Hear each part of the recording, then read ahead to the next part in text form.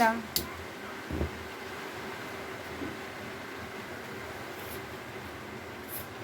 গরম জলে দুটো তেজপাতা, গোটা গরম মশলা দিয়ে দিলাম, 1 চামচ লবণ দিয়ে দিলাম। গ্যাসটা জ্বালিয়ে বিরিয়ানির জন্য মশলা বানিয়ে নিলাম। এলাচ, লবঙ্গ, গোলমরিচ, দারচিনি ভেজে নেব। মশলাটা ভেজে তুলে নিলাম। কড়াইয়ে তেল দিয়ে আলুটা ভেজে নেব।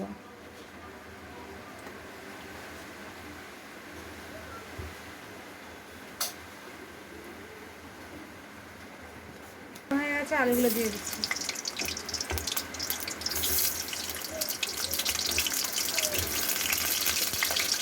লবণ দিয়ে দিলাম, হলুদ গুঁড়ো দিয়ে দিলাম, ভালো করে আছে ধরে রাখা গোবিন্দভোগ চাল দিয়ে দিলাম।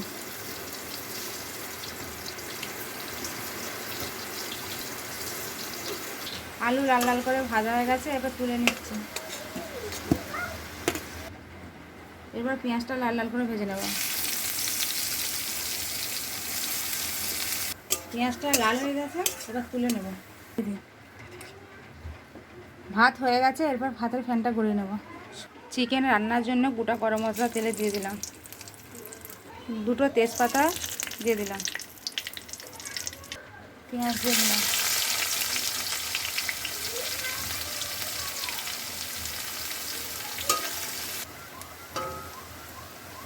পেঁয়াজ হালকা লাল হয়ে গেছে, এবার টমেটো কুচি, কাঁচা লঙ্কা কুচি দিয়ে দিলাম,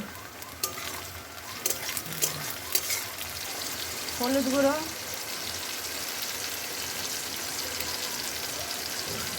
লঙ্কা গুঁড়ো,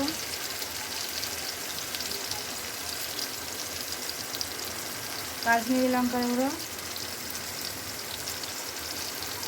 লবণ,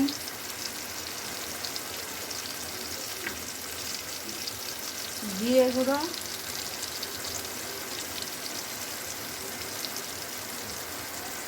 ধনে গুঁড়ো, সব একসাথে নেড়ে চেড়ে নেব।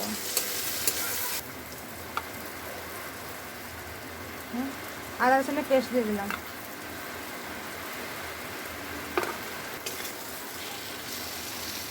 মশলা রেডি, এরপর চিকেন দিয়ে দিলাম,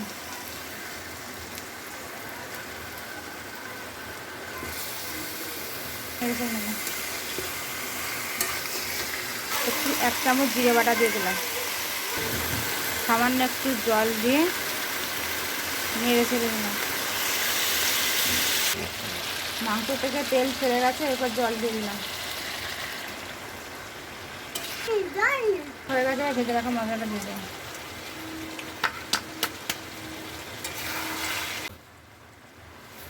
আমাদের চিকেন বিরিয়ানি রেডি, এরপরে খাওয়ার জন্য নিয়ে যাওয়া হচ্ছে।